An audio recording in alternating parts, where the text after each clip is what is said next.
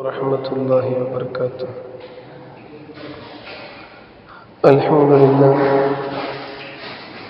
الحمد لله رب العالمين، والعاقبة للمتقين،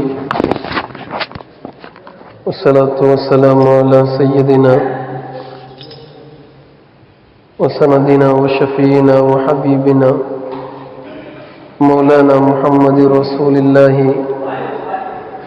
شفيع المذنبين، وعلى آله وصحبه أجمعين. قال الله تبارك وتعالى في القرآن الكريم: أعوذ بالله من الشيطان الرجيم، بسم الله الرحمن الرحيم. إن الله يحب التوابين ويحب المتطهرين. صدق الله العلي العظيم.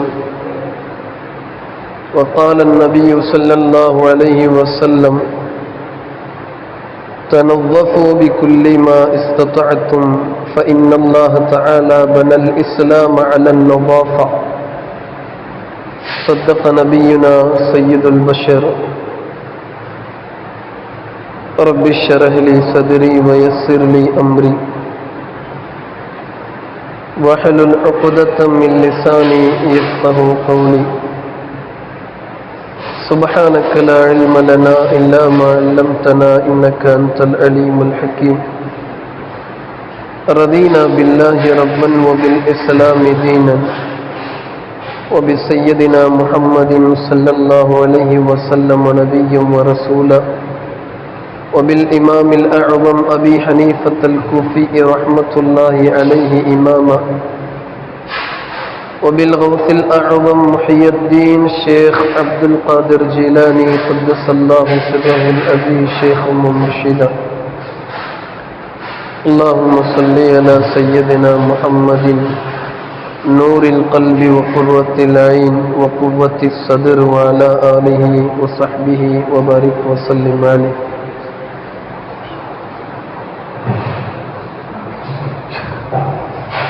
அளவற்ற அருளாளனும் நிகரற்ற அன்புடையனுமாகிய எல்லாம் வல்ல அல்லாஹ்வின் திருநாமத்தினை கொண்டு துவங்குகிறேன். ஸலவாத்தும் ஸலாமும் அகில தூதர் அருமைநாதர் சையதுனா முஹம்மது ரசூலுல்லாஹி ஸல்லல்லாஹு அலைஹி வஸல்லம் அன்னவர்கள் மீதும், நபி அவர்களின் பரிசுத்தமான குடும்பத்தார்கள், சத்திய சஹாபா பெருமக்கள், கர்பலா ஷுஹதாக்கள், தாபீன்கள், தபஉ தாபீன்கள், அக்தாபுகள், அக்யாசுகள், நுஜபாக்கள், நுகபாக்கள், வலிமார்கள், முஸ்லிம்கள் நம் அனைவர்கள் மீதும் அல்லாஹ் நின்று நிலவச் செய்வானாக. அருமையான இஸ்லாமிய பெருமக்களே, பொதுவாக நவம்பர் டிசம்பருடைய மாதங்கள் துவங்கினாலே மழை காலங்கள் என்று அதனை அழைக்கலாம். தொடர்ச்சியாக மழை என்பது பெய்து கொண்டே இருக்கும். சில இடங்களில் விட்டு விட்டு மழை பெய்யும். மழை காலங்களிலே தொற்று நோய்களும் கிருமிகளும் அதிகமாக பரவும் என்பது பரவலான ஒரு செய்தி. மழை காலங்களில் எந்த அளவுக்கு நாம் சரியாக இருக்க வேண்டும், அதை பற்றி இஸ்லாம் எந்த கருத்துக்களை கூறியிருக்கிறது என்ற ஒரு சில கருத்துக்களை மாத்திரம் நாம் இந்த நேரத்தில் பார்க்க இருக்கிறோம். அருமையான இஸ்லாமிய பெருமக்களே, கடந்த வாரங்களில் நாம் கூறினோம், இஸ்லாம் என்பது வெறும் ஏட்டுச் சுரக்காய் இல்லை. படித்துவிட்டு மூடி செல்லக்கூடிய புத்தகத்தை போன்று இஸ்லாம் என்பது இல்லை. இஸ்லாம் என்பது ஒரு பிராக்டிக்கல் லைஃப். எதை நம்ம படிக்கிறோமோ அதை லைஃப்ல கொண்டு வந்து காட்டுறதுக்கு பேரு இஸ்லாம். எதை செய்யக்கூடாது என்று அல்லாஹும் அவனது ரசூலும் தடுத்தார்களோ அதை விட்டும் நமது வாழ்க்கையில் தவிர்ந்து கொள்வதற்கு பெயர் இஸ்லாம். எதையெல்லாம் செய்ய வேண்டும் என்று அல்லாஹும் அவனது ரசூலும் ஏவி இருக்கிறார்களோ அந்த ஏவல்களை முழுவதும் கட்டுப்பட்டு நமது வாழ்க்கையில் அமல் செய்யக்கூடியதற்கு பெயர் இஸ்லாம். நபிகள் நாயகம் ஸல்லல்லாஹு அலைஹி வஸல்லம் 1400 வருடங்களுக்கு முன்னரே எதையெல்லாம் செய்ய வேண்டும் என்ற கேட்லாகையும் எதை செய்யக்கூடாது என்ற கேட்லாகையும் நமது கைகளில் கொடுத்து விட்டார்கள். அந்த மாடலை, அந்த ஒரு எக்ஸாம்பிளை கையில் வைத்துக்கொண்டு அடுத்தடுத்து நமது லைஃபுடைய ஜர்னி, வாழ்க்கையுடைய பயணத்தை கடத்தி செல்ல வேண்டும் என்பது இஸ்லாம் சொல்லக்கூடிய ஒரு மிகப்பெரிய உன்னதமான கருத்து. கியாமத்து நாள் வரை உலகத்தில் வரக்கூடிய எல்லா பிரச்சனைகளுக்கான தீர்வு குர்ஆன் ஹதீஸில் இருக்கின்றது. ஆனால் அந்த தீர்வை எடுத்து ஆய்வு செய்து பார்த்து கண்டுபிடிக்க வேண்டிய வேலை நம்முடைய கைகளில் இருக்கின்றன. குர்ஆன் என்பது ஆழமான ஒரு பொக்கிஷம். நபிகள் நாயகம் ஸல்லல்லாஹு அலைஹி வஸல்லம் உடைய பொன்மொழிகள் என்பது ஒரு மிகப்பெரிய ஆழ்கடல். அந்த ஆழ்கடலில் என்ன முத்துக்கள் இருக்கின்றன, என்ன பவளங்கள் இருக்கின்றன, எதுவெல்லாம் விலை மதிக்க தகுந்த இருக்கின்றன என்பவற்றை தேடி பொறுக்கி எடுத்து வெளியில் கொண்டு வர வேண்டிய பொறுப்பு இஸ்லாமியர்களுடைய பொறுப்பு. எனவே இஸ்லாத்திலே எதற்குமே தீர்வு இல்லை என்று சொல்ல முடியாத அளவுக்கு கியாமத்து நாள் வரை உலகத்தில் வரக்கூடிய அனைத்து பிரச்சனைகளுக்கான தீர்வை இஸ்லாம் தெல்ல தெளிவாக சொல்லுகிறது. அருமையான இஸ்லாமிய பெருமக்களே, மழை காலங்களில் அதிகமாக நோய் பரவும். இந்த நோய் பரவாமல் இருப்பதற்கு இஸ்லாம் சொல்லக்கூடிய விதிமுறை என்ன என்பவற்றை நாம் பார்க்கணும். நபிகள் நாயகம் ஸல்லல்லாஹு அலைஹி வஸல்லம் உடைய காலத்தில் நோய்களை பரவாமல் இருப்பதற்காக பெருமானார் சொன்ன வழிமுறை என்ன, அதை தெளிவாக பார்க்க வேண்டும். உதாரணமாக நபிகள் நாயகம் ஸல்லல்லாஹு அலைஹி வஸல்லம் அன்னவர்கள் எல்லா இடங்களிலேயும் சுத்தமாக இருக்க வேண்டும் என்ற கருத்தை ஆணித்தரமாக சொன்னாங்க. உலகத்தில் இருக்கக்கூடிய அனைத்து தரப்பட்ட பிரச்சனைகளும் நோய்களும் அதனுடைய துவக்கம் என்பது அசுத்தத்தில் தான் இருக்கிறது என்பது விஞ்ஞானமும் மருத்துவமும் இன்று ஏற்றுக்கொள்ளக்கூடிய விஷயம். இஸ்லாமியர்களை பார்த்தீர்கள் என்றால் ஒரு நாளைக்கு 5 முறை தனது இரு கைகளையும் தனது கால்களையும் தனது முகத்தையும் சுத்தமாக கழுவார்கள். தனது வாயினை தண்ணீரை போட்டு அவர்கள் கழுவி அதை துப்புவார்கள் கொப்பளித்து. கொரோனாவுடைய நேரத்தில் உலகமே பார்த்து வியந்த ஒரு மிகப்பெரிய ஒரு மருத்துவத்துடைய செயல்முறை என்பது இஸ்லாமியர்களுக்கு இருந்துச்சு. சரியான புள்ளிவரத்தில் சொல்றாங்க, உலகத்தில் அதிகமான கொரோனாவுடைய மரணங்களில் ஆக கம்மியாக குறைவாக இறந்த ஒரு கம்யூனிட்டி இஸ்லாமியர்கள் மட்டும்தான். இஸ்லாமியர்களுக்கு இயற்கையிலேயே நோய் பரவக்கூடாது என்ற செயலை நபிகள் நாயகம் ஸல்லல்லாஹு அலைஹி வஸல்லம் அன்னவர்கள் அவர்களுடைய வாழ்வியல் தத்துவங்களிலேயே பெருமானார் கலந்து விட்டார். வாழ்க்கையில் தீர்க்க முடியாத, வாழ்க்கை விட்டும் அவர்களை தனியாக பிரிக்க முடியாத தத்துவங்களை, செயல்முறைகளை நபி பெருமானார் ஸல்லல்லாஹு அலைஹி வஸல்லம் சுன்னத் என்ற அடிப்படையில் அவர்களுடைய வாழ்க்கையில் இயற்கையாகவே பெருமானார் கற்றுக் கொடுத்துட்டார். நிறைய ஹதீஸ், ஏராளமான ஹதீஸ். அழுக்கான அசுத்தமான ஆடைகள் சபிக்கின்றன என்று வரக்கூடிய பொன்மொழிகள் எல்லாம் ஆடைகளில் கூட அசுத்தமாக இருக்கக்கூடாது என்ற தத்துவத்தினை உலகத்திற்கு போதிப்பது மூலமாக இஸ்லாம் எல்லா துறைகளிலேயும் சுத்தத்தை பேணுகிறது என்ற மகா தத்துவத்தினை மன்னர் நபி ஸல்லல்லாஹு அலைஹி வஸல்லம் உலகத்திற்கு எடுத்து காட்டுகிறார். நம்ம தொழுகிறோமே, தொழுகையுடைய சட்டங்களில் நாம் எடுத்துக்கொண்டோம் என்றால் தொழுகைக்கு என்று பல்வேறு நிபந்தனைகள் இருக்கின்றன. அந்த நிபந்தனைகளில் ஆகச் சிறந்த நிபந்தனைகள், மிக முக்கியமான நிபந்தனை என்பது என்னன்னா, உடல் சுத்தமாக இருக்கணும், உடை சுத்தமாக இருக்கணும், தொழக்கூடிய இடம் சுத்தமாக இருக்கணும். இஸ்லாம் என்பது வெறும் உன்னுடைய உடல் சுத்தமாக இருந்தால் மாத்திரம் போதாது, நீ உடுத்தக்கூடிய உடையும் சுத்தமாக இருக்க வேண்டும் என்று சொல்லுகிறது. என்னுடைய உடம்பு சுத்தமா இருக்கு, ஆனா உடை சுத்தமா இல்லை என்றாலும் பிரச்சனை இல்லை. உடை சுத்தமாக இருக்கிறது, உடல் சுத்தமாக இருக்கிறது, ஆனால் நான் இருக்கும் இடம் சுத்தமாக இல்லை என்றால் அதுவும் பிரச்சனை. இஸ்லாமியர்கள் புனிதமாக கருதக்கூடிய தொழுகையிலே இந்த 3 சுத்தமும் இருக்க வேண்டும் என்று காட்டுகிற அந்த முறை என்ன தெரியுமா? சரி, ஆண்கள் பள்ளிவாசலுக்கு வரும், தொழுகிறோம், ஓகே. பெண்கள் என்ன செய்வாங்க? வீட்டில் தொழுவாங்க. அப்ப வீடு சுத்தமாக இருந்தால் மாத்திரம் தானே தொழ முடியும். அசுத்தமாக இருக்கக்கூடிய வீடுகளில் தொழ முடியாது. நபிகள் நாயகம் ஸல்லல்லாஹு அலைஹி வஸல்லம் வீட்டை சுத்தமாக வைத்துக் கொள்ள வேண்டும், அதுதான் நோய் பரவாமல் இருப்பதற்கான மிகப்பெரிய காரணம் என்று உலகத்திற்கு இந்த டிசீஸ் எந்த அளவுக்கு இன்க்ரீஸ் ஆகிறது அதை தடுக்க வேண்டிய ஒரு ஃபார்முலாவினை பெருமானார் ஸல்லல்லாஹு அலைஹி வஸல்லம், நீ சுத்தமாக இருந்தால் நோய் கிருமிகளும் பாக்டீரியாக்களும் வைரஸ்களும் உன்னையும் உனது குடும்பத்தையும் பாதுகாக்கும் என்ற மிகப்பெரிய ஒரு சயின்டிபிக் லாஜிக்க உலகத்திற்கு பெருமானார் ஸல்லல்லாஹு அலைஹி வஸல்லம் காட்டுறாங்க. முக்கியமாக மழைக்காலங்கள், இந்த மழைக்காலங்களில் பேணுதலாக பெருமானார் சொன்ன காரியங்களை பின்பற்றி இருக்க வேண்டும் என்பது மிகப்பெரிய ஒரு கருத்தியல், ஒரு மிகப்பெரிய ஒரு கருத்து. ஸல்லல்லாஹு அலைஹி வஸல்லம் அன்னவர்கள் அறிவிக்கிறார்கள். பெருமானார் ஸல்லல்லாஹு அலைஹி வஸல்லம் கூறிய ஹதீஸை அபூ ஹுரைரா ரலியல்லாஹு அன்ஹு அறிவிக்கிறாங்க. கன்சுல் உம்மான் கிதாப்ல இருக்கு. தனவ்வஃபு பிகுல்லி மா இஸ்ததஅதும். இதற்கு மேல ஒரு வார்த்தையை சொல்ல முடியாது. ஏன்னா ஹதீஸ்ல நீங்க சுத்தமா இருங்க என்று சொல்லி பெருமானார் முடித்துக் கொள்ளவில்லை.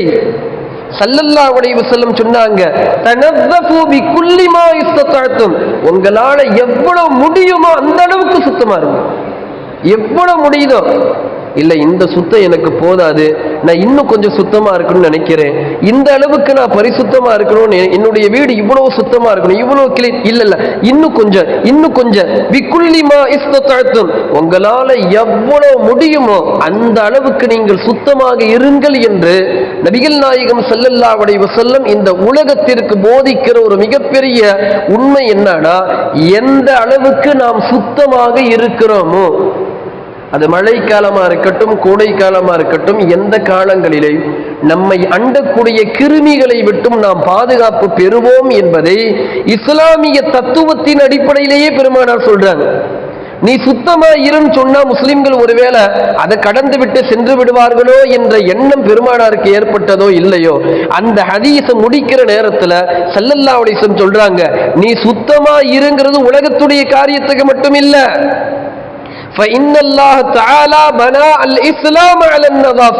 உலகத்தில் எவ்வளவோ மதங்கள் இருக்கின்றன, எவ்வளவோ கோட்பாடுகள் இருக்கின்றன, எவ்வளவோ சீர்திருத்தவாதிகள் நிறைய விஷயத்தை கொடுத்திருக்கிறார்கள். ஆனால் இஸ்லாம் என்பது எதன் மீது கட்டமைக்கப்பட்டு இருக்கிறது?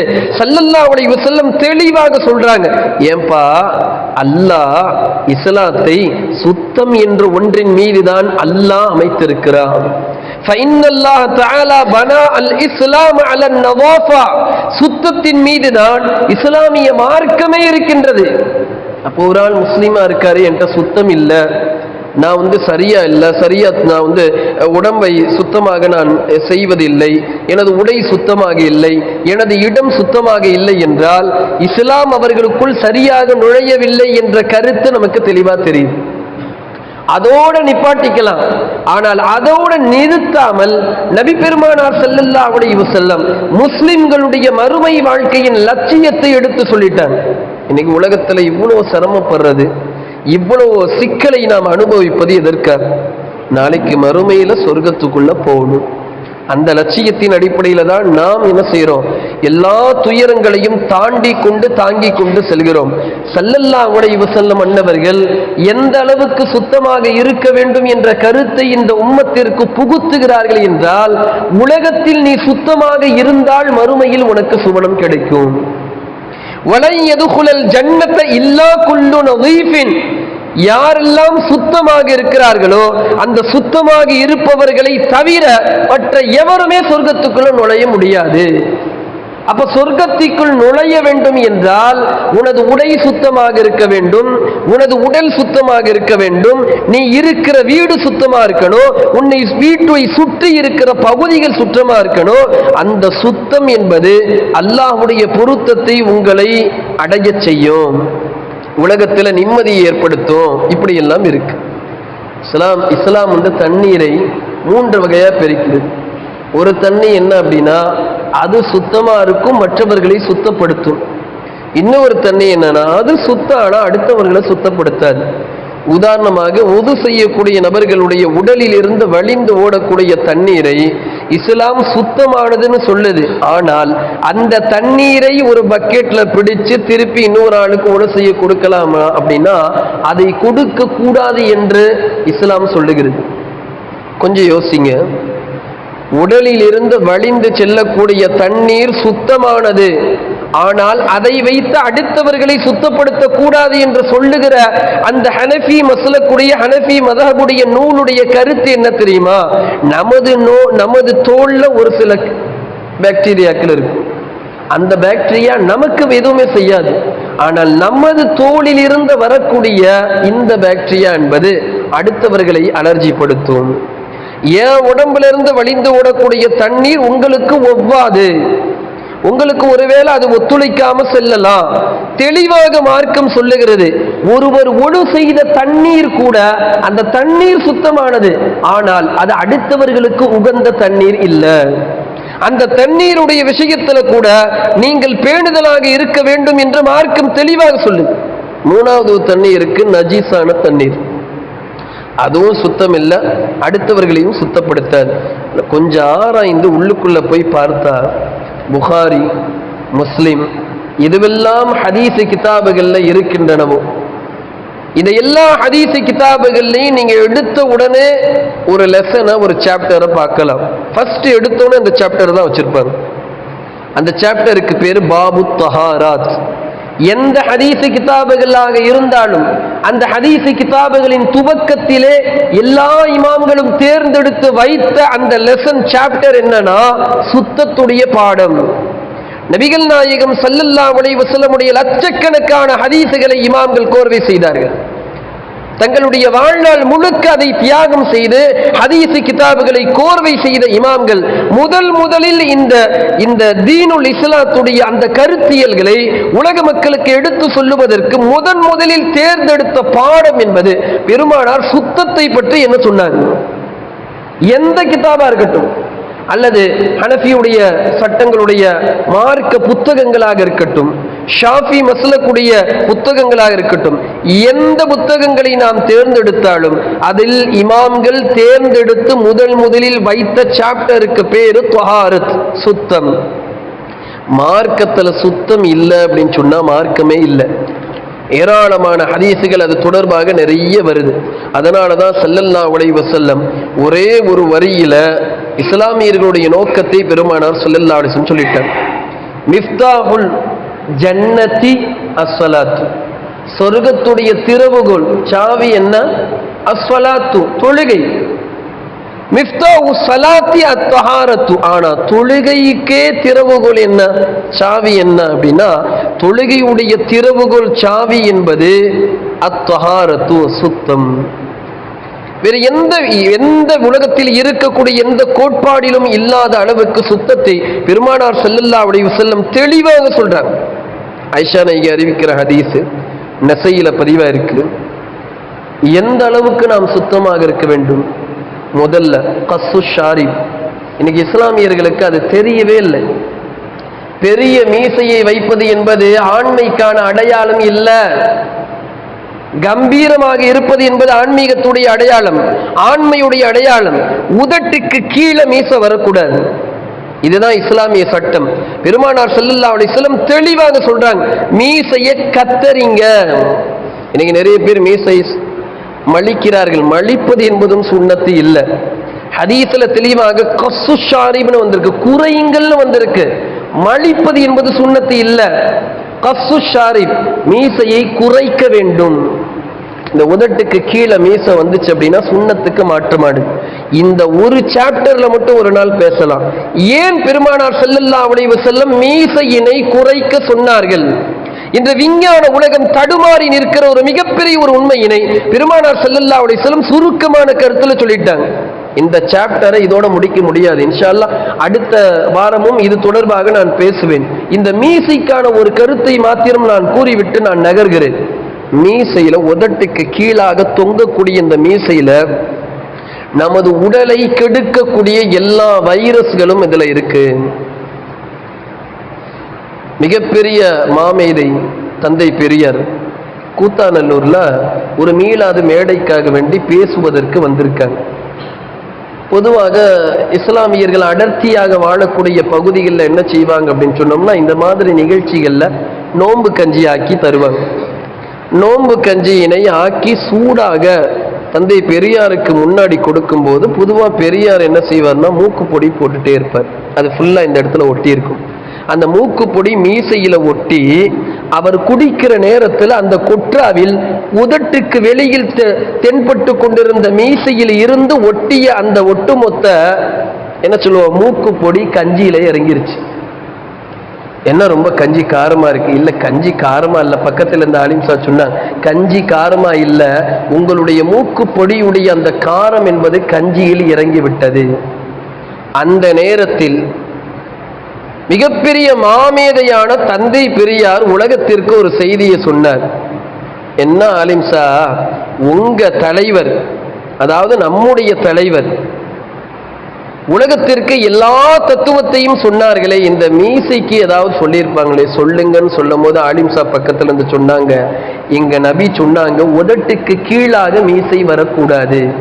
உதட்டுக்கு கீழாக மீசை வரக்கூடாது என்று சொல்லுவதற்கான அர்த்தம் என்பது உடலுக்கான அத்தனை ஆரோக்கியமும் அதில் இருக்கிறது என்ற தத்துவத்தினை நபி பெருமானார் ஸல்லல்லாஹு அலைஹி வஸல்லம் கூறியிருக்கிறார்கள் என்ற செய்தியை கேட்ட தந்தை பெரியார் சொன்னார்கள், உங்க நபி மீசைக்கு கூட சட்டத்தை சொல்லிவிட்டு சென்றார்களா என்று ஆச்சரியத்தோடு பார்த்தார்கள். பெருமானார் ஸல்லல்லாஹு அலைஹி வஸல்லம் எல்லாவற்றுக்கும் சட்டங்களை இயற்றி நபிகள் நாயகம் உலகத்திற்கான ஒட்டுமொத்த ஃபார்முலாவையும் தனது லைஃப்ல அடக்கிவிட்டு சென்றுட்டாங்க.